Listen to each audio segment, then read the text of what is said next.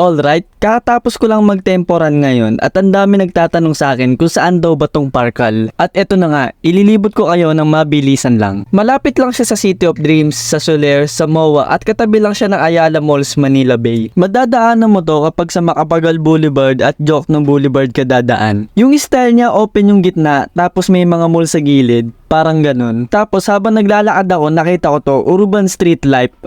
BGC pare. Karamihan dito mga kainan. Ilan sa mga nadaanan kong restaurant, di ako familiar. Dito ko lang sila unang nakita. Punta kayo rito, marami pa yan. Pero syempre, meron din namang mga kilala ko, kagaya nitong Mary Grace, Dunkin, North Park, Marketplace, Coffee Bean, Starbucks, at iba pa. May mga paglilibangan din dito, kagaya nitong arcade, na hindi ko maintindihan kung ano yung nakasulat. Meron ding billiard, boxing, golf, football field at basketball court. Nakapaglaro na din ako dito, need mo lang magpa-reserve online. Bago lang tong mall na to, kaya marami pang space na sarado. Siguro inaayos pa yung loob or meron pang di kumukuha sa pwesto. Kung pupunta kayo dito, marami pa rin naman kayong mabibilan ng mga shop kasi marami na ring open, kagaya nitong Shoe Game Manila, kakabukas lang nito. Parang ito yung latest na nakita ko dito eh. At ito naman siya kapag gabi kayo pumunta. Itong roof niya umiilaw, tapos nung Independence Day may flag pa ng Pilipinas dyan at dyan ako pinaka sa mall na to. Feel ko mas okay kung gabi kayo pupunta dito, mas maganda para sa akin para makita nyo rin to. So paano, hanggang dito na lang.